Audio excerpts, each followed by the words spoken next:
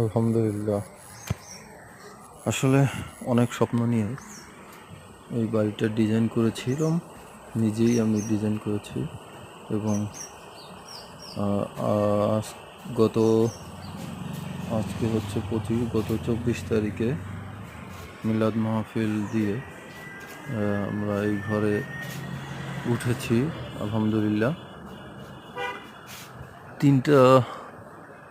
তিনটা room, drawing এবং dining, kitchen আছে একটা, এটা হচ্ছে আমাদের কিচেন রুম, এবং এটা হচ্ছে একটা বেডরুম, এটা হচ্ছে আমাদের ছাদে যাওয়ার সিঁড়ি, পিছনে দরজা রেখেছি।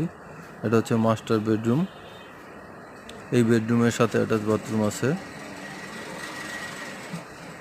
এবং এই পাশে যেটা আছে এটা হচ্ছে কমন ওয়াশরুমের পাশে আর একটা বেডরুম রেখেছি।